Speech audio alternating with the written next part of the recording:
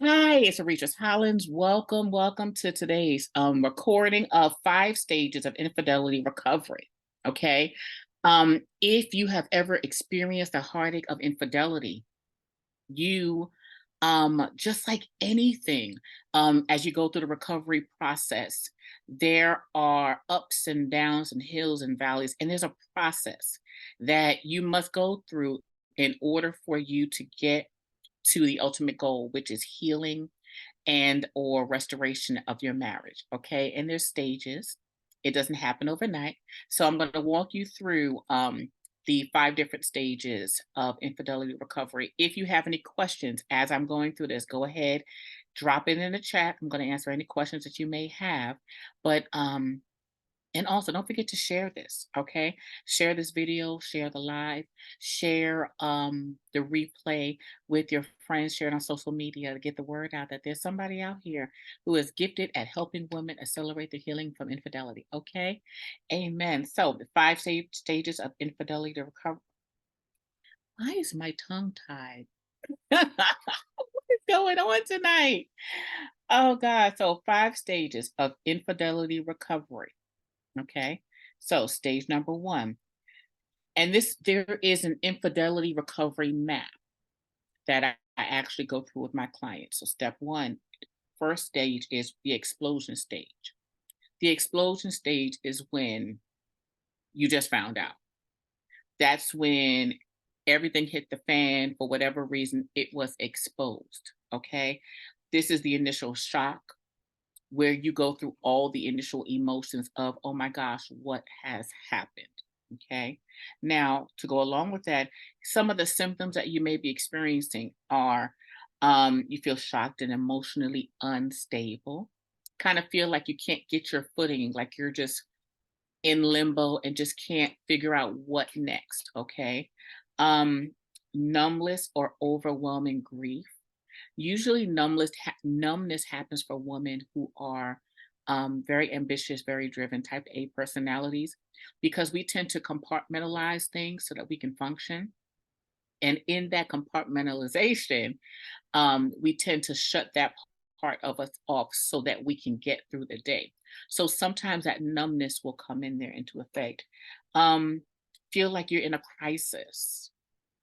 That's very common. That's very known when you're going through the moment of, oh my gosh, what has happened? Okay.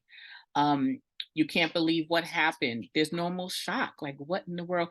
Most women do not just wake up and say, oh, yeah, cheating, whatever. No. So this is when you're going through the initial shock of it all. Okay. So that's number one, where we're talking about the explosion phase. Okay. After the explosion phase, then we get to phase two, which is the enlightened stage. The enlightened stage normally happens now that you have an awareness of what happened and why it happened. Meaning you now understand, you've most likely asked some questions, you've most likely gotten a deeper understanding. This is typically between up to about 3 months. Okay. So normally about 3 months after you found out about the affair, you're going through this discovery, the enlightenment stage where, okay, I have an understanding. This does not mean that you got it all together. This does not mean that you've forgiven yet. It's just basically inside of you, emotionally, internally, what you are processing. Okay. Recovery, and you've got to understand, even though on the infidelity recovery map it says 3 months, is different for every wife based on your situation, based on the infidelity, based on your husband, based on your intentionality to healing. Okay. So, what does that also look like for you? What are some of the symptoms that you're experiencing at this stage? And I'll give you maybe 2 or 3 symptoms. First, you might go through stages of denial where it's like, I can't believe this happened to me, and you're really trying to understand what happened, and then you're like, this didn't happen.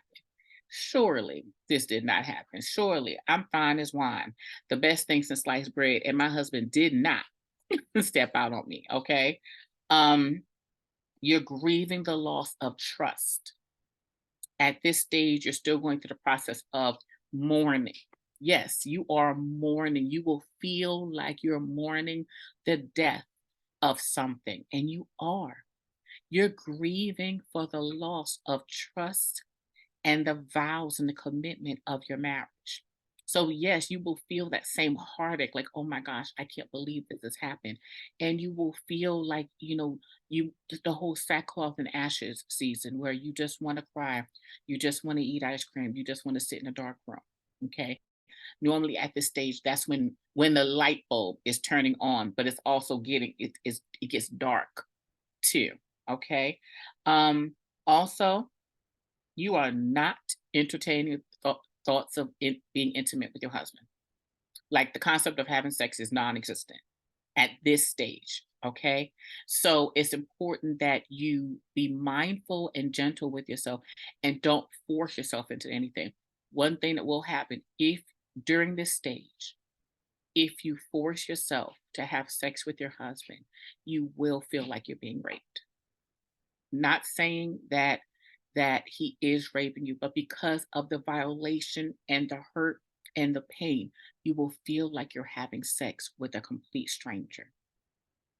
So it's important that you make sure that you're healed, make sure that you are in the right mindset, emotionally and mentally before you become intimate so that you do not create further pain that's harder to address later on, because we never want to be intimate with our husbands and feel like we're sleeping with the enemy and feel like someone is violating you physically, and that's just because of the nature of how women are made. Okay, so next stage,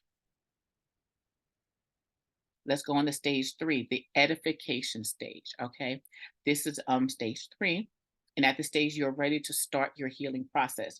This is normally about the 6-month stage. Now, can you be ready for the healing process before 6 months? Yes, you can. When you are typically driven, ambitious women are like, let's get this done because I don't have time to waste. Okay. Does that mean anything bad about you if you wait 6, 7, 10 months? No, that does not mean that anything is wrong with you. All that means is that it's taken you some more time to get to the point where you're ready to heal, you're ready to do the work. Okay. um and then during this, you've got to understand that some of the symptoms in this stage are you're ready to forgive your husband. That's one of the signs that you're ready to go through the healing process, you're ready to initiate the healing, is when you're ready to forgive your husband for what he's done. Not saying that it's going to be easy, not saying that you're excited about it, but you're ready to begin looking at this and experiencing it. Okay. Next, you still question if he will ever cheat again. Do not feel bad if in the back of your mind there's still this part of you that's saying, oh my gosh, what if he cheats again? He can't have me out in these streets looking crazy. What if he goes back to his old ways? This is something that, until you fully heal, until trust is fully rebuilt. So there's two aspects to you eliminating the question of will he cheat again. Number one, that you have fully healed. You've taken captive those thoughts. You are not allowing your mind to wander. You're no longer allowing the recurring thoughts to occur. And his actions are aligned with his words. He has rebuilt trust effectively. What does that mean? His actions, whatever he says, is aligned with his words. He's no longer out in them streets. He's no longer doing things that violates the marriage. Okay. So when you're getting to this level where it's like, okay, let's start looking at the forgiveness process. Let's start looking at how we can make this better for each other. You have to make sure that he's no longer going to be on the streets. Is it possible for a man to turn from sin and no longer cheat at this stage? Yes. All things are possible with God, but you have to be intentional and go into it with the mindset of, am I really willing to endure that heartache? Most of the women who have the greatest success are the women whose husbands are now turned from sin. Now, you also got to understand there is spiritual warfare going on. You cannot have marriage without understanding that there are principalities, there are demons, there are lies, there are generational curses that have set themselves up against your marriage. Okay? Marriage represents the love of Christ. Marriage is one of the unions that God uses to show his love for his people. Okay. So when you're have experienced infidelity, you've got to understand, you've got to see it spiritually as well as in the natural. The enemy wants to destroy your marriage. He wants to destroy you. He wants to destroy the lineage of you. He wants to come against every single thing that is so valuable to not just you, but to God. The enemy knows that if he can destroy you, that your children and your legacy will have to struggle because it's kind of like this. Your children start the race where you stop. So let's just say, let's do it in the natural. Let's do it in the natural. If you graduated from high school, most likely your children will not just graduate from high school, but will enter college or go to trade school or do some kind of education beyond high school. If you are a college graduate, your children will most likely finish college, trade school, or some kind of form of education. So if you get your master's, they're going to try to go for their bachelor's, so the same applies in the spirit, because the reason why is because we pour into our children based on where we are. So when I pour into my children based on my level of education, my level of spirituality, I'm giving them the foundation of where to then progress to. Okay. So we have to be mindful and make sure that we are intentional about this is not just about me. This is about the legacy. This is about the kingdom. Drop a one if you are God focused and you want the glory to be God's glory to be revealed through you. Drop a one in the chat if you feel and accept, Lord, there's a mantle upon my life. There's an assignment on my life. Thank you for dropping those ones. There's an assignment on your life for you to do great things. And the enemy knows that, and he despises everything about it. He does not like you. And it's not just about you, it's about the glory. He knows the kingdom will be filled if you're focused on the Lord. He knows that if you're in the middle of praying and fasting and seeking the face of the Lord on behalf of your marriage, he knows if you're focused that he'll be defeated because you already have the victory. So let's make sure that we're not just focused on our marriage, but we're also focused on what is the Lord trying to do in me and through me so that his glory will be revealed. Okay, so we did the edification stage. During tough conversations, you will second guess your decision to stay. Do not feel bad if you second guess yourself. In this stage, you're still going to be thinking, oh my gosh, why did I stay? I don't want to look stupid. The enemy is going to continue to try to feed you information that's going to tell you to leave. It's not your job to listen to the enemy. Do not let him speak to you. At this time, you should really be focused on having a good support system around you who's praying for you and your spouse during this season. So next, so at this stage, also remember, you're trying to adjust to your new reality. Okay. You're trying to make decisions for your life. You're trying to determine what your next steps are. I'm not saying that if he cheated, that you have to stay. That's not what I'm saying. What I am saying is do not allow your pain and your fear to dictate what your actions will be. That's what I'm saying. Okay, so stage 4, the escalate stage. Now, remember, if you have any questions about this process, if you have any questions about infidelity recovery, go ahead and drop it in the chat and I'll answer your questions. Okay, so stage 4, the escalate stage. So at this stage, you're ready to intentionally rebuild your marriage. Stage 1, 2, and 3 are focused on getting you where you need to be so that you can heal. You cannot rebuild your marriage when you're masking your pain, when you have not healed, when you're not ready to address the grief.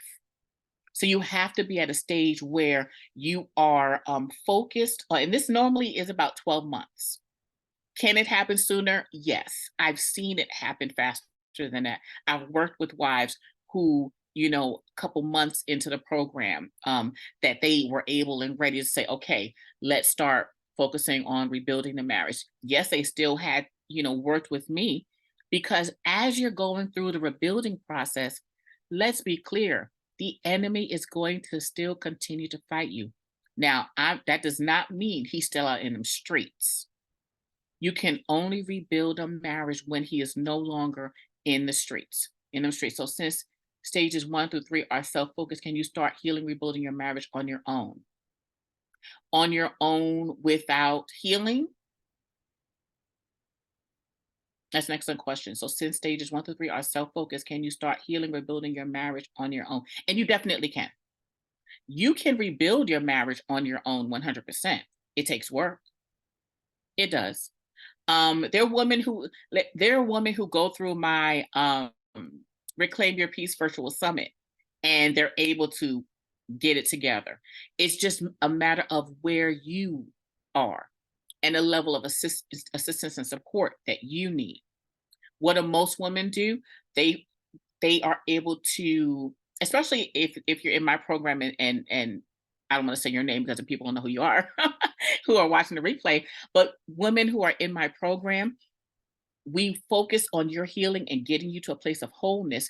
And we talk about the rebuilding process. So as you're working with me, I'm taking you through the process of, okay, let's create these boundaries. What are some accountability partners that you can have? As long as you have something where someone is mentoring, guiding you, coaching you, counseling you through the process of rebuilding. So you don't necessarily need to have a marriage counselor. I do believe you must have someone, though. Someone must be in your corner guiding you through because there's going to be hiccups. And you want someone that's going to help you avoid detours, someone that's going to help you avoid those ruts that you may get into. So yes, you can do it by yourself. Yes. And in stage 4, like I was saying, the escalate stage is normally about 12 months, of after the initial shock of the infidelity. Okay. So what does this look like?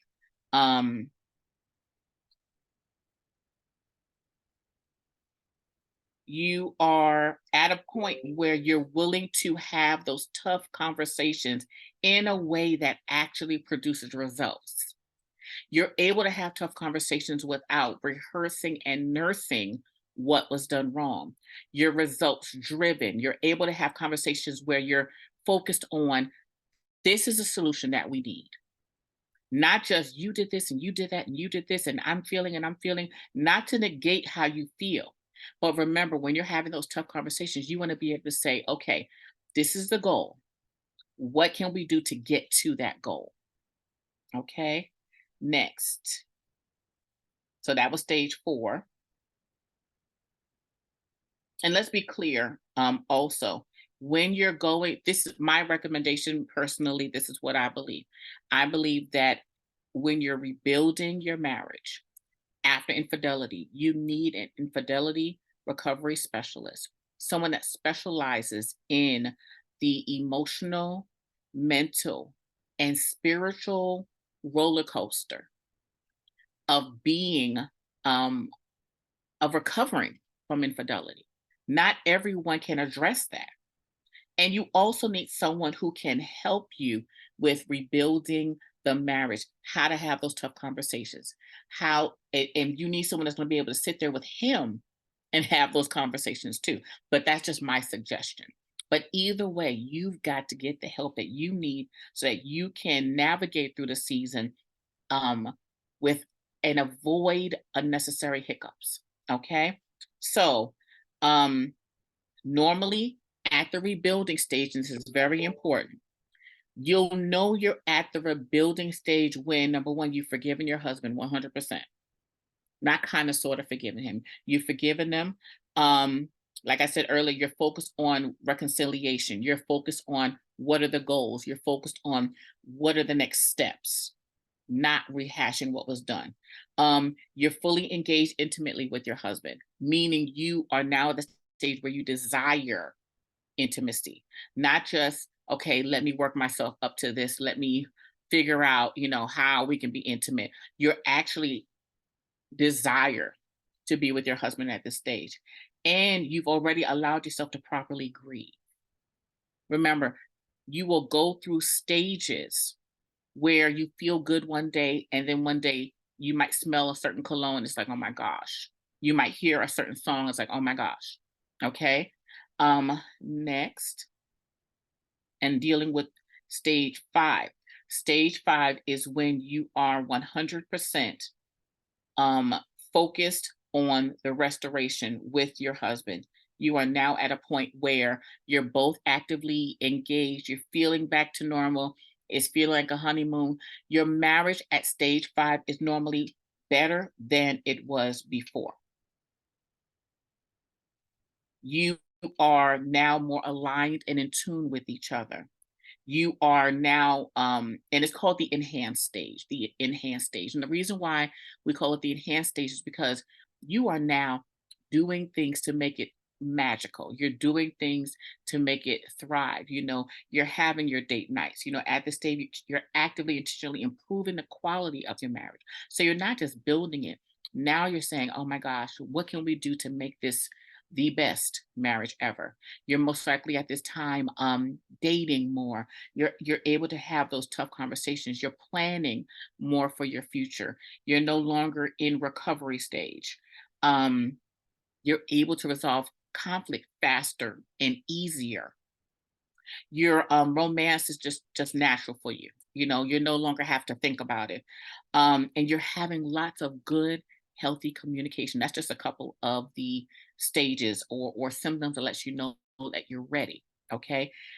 This, like I said, experts say it could take anywhere from 1 to 2 years to fully restore your marriage and get it back to the point where you're thriving. But it's based on you. It's based on your recovery, meaning your intentionality of doing the work of healing, of focusing on yourself, and whether or not your husband is fully invested into the relationship, if he is turned from sin. Okay. Now, once you get to stage 5, does that mean you're completely out of the woods? No. What that means is you must continue to, number one, pray fervently for your marriage. You must continue to safeguard your marriage. You must continue to create boundaries in your marriage. You must continue to connect intentionally with your husband. It is possible. You can thrive, but you have to make sure everything is intentional. Everything is done on purpose. Okay. So you got to make sure that you're doing the things and taking the necessary steps to get you there. Um, Also, very important. And if you have any questions, once again, go ahead and drop it in the chat. You've got to understand that time does not heal all wounds. It does not. I know a woman who experienced infidelity 5 years ago. I've known women who were suffering with infidelity for 10 years and they were still hurting. Is that a bad reflection of her? No, that just means she did not have the support and the guidance needed to help her navigate through it.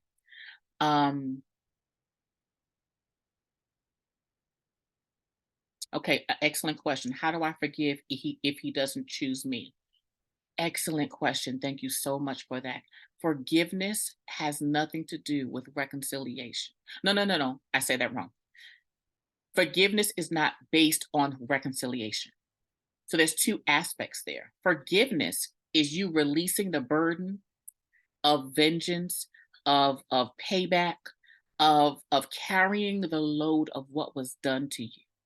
When you're walking in unforgiveness, there's a weight of anxiety, stress, depression, worry, anger, resentment, bitterness. All of that is weighing on your shoulders. And what forgiveness is saying is, you know what? I no longer want to carry the weight of what was done to me. And that's where you choose to forgive. That does not mean that you're reconciling the relationship. That does not mean that you're ready to rebuild trust. What that means is you are now ready to heal. So that's what forgiveness is.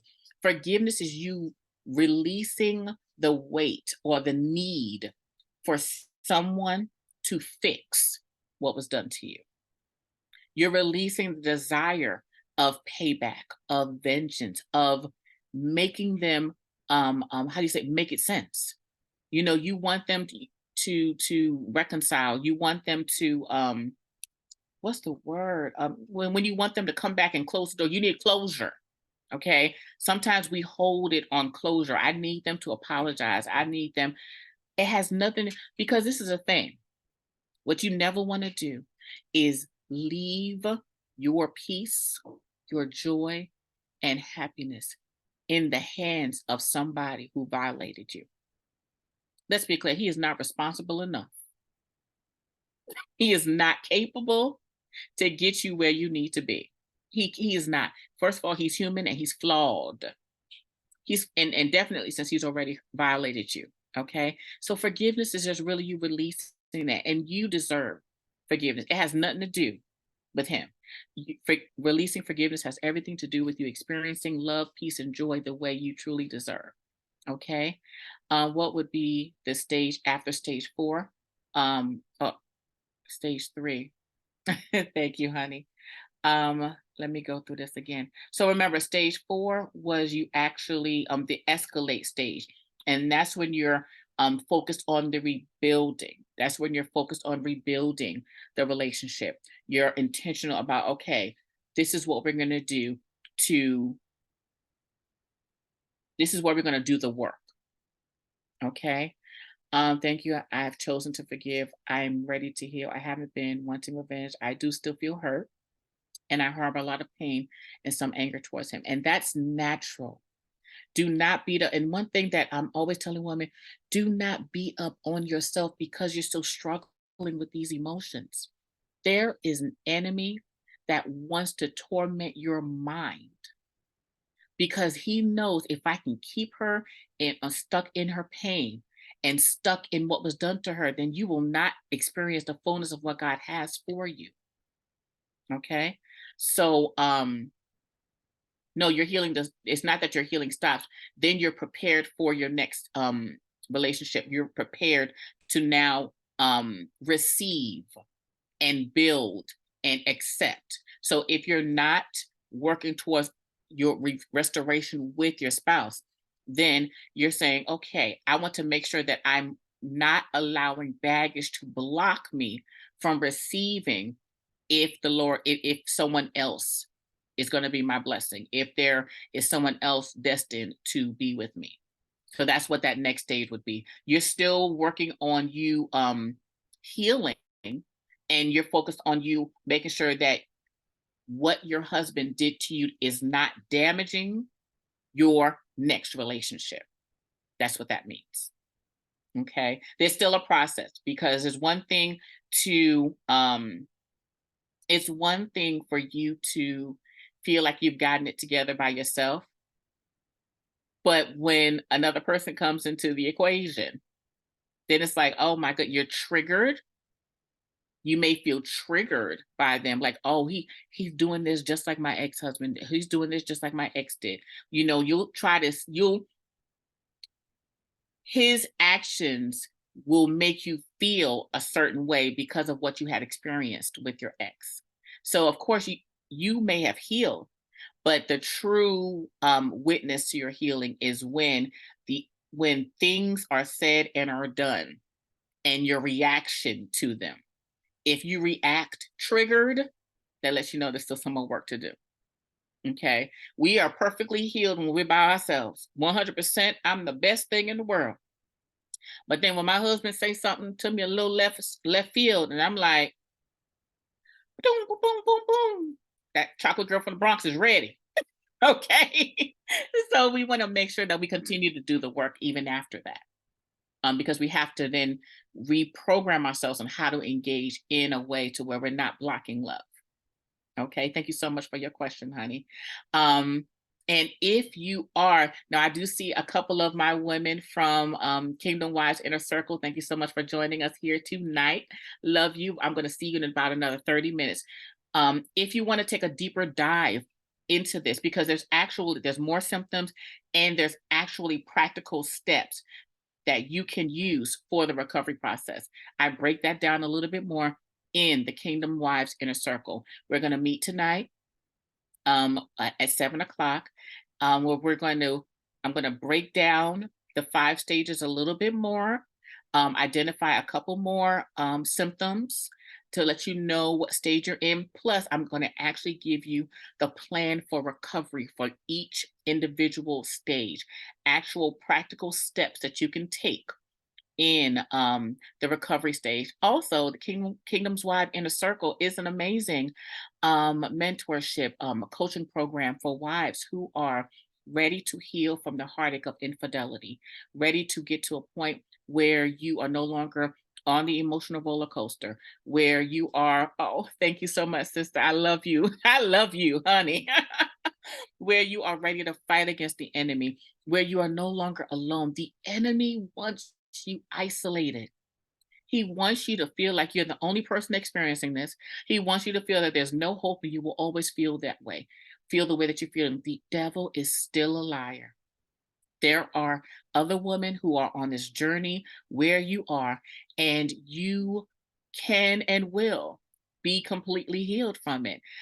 So if you are ready to heal from infidelity, if you want an amazing support system of women on the same journey as you, if you want a mentor who will pour into you and support you and guide you through the process, not just with not just somebody who's just going to say pray about it. Now I believe in prayer, don't get me wrong, we're going to pray heaven on down, okay? But to also give you practical strategies where you can implement into your relationship. There's a membership site where there's a plethora of videos that you can watch to receive actual practical application, practical things you can do that will help you align with exactly what you're asking God to do. So if that's what you're looking for, then Kingdom Wives Inner Circle is for you.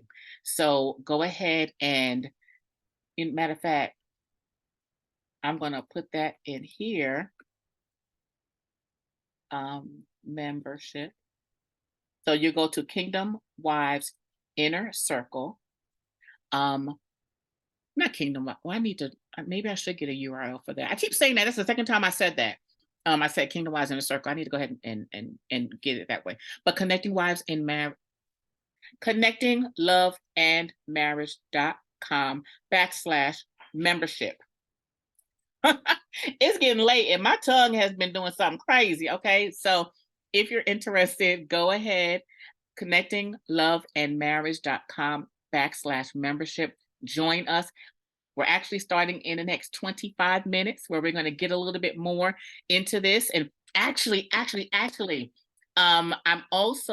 also going to go over the top questions that you need to ask your husband after infidelity. There's top questions plus questions you do not need to ask him, or questions that you should not ask him. Okay. I'm super excited about diving into that. So if you want to join us, go ahead. You got about 30 good minutes to join so you can get into tonight's session. Okay. I love you. Those of you who are in the group already, thank you for joining me now. And I'm going to see you in about the next 25 minutes. All right. I love you. Talk to y'all later. If you have questions about the membership program, you can schedule a time to chat with me. Or if you just want to hurry up and go on and get in there, then go on and get in there. All right. Love you. Have an amazing evening. Bye.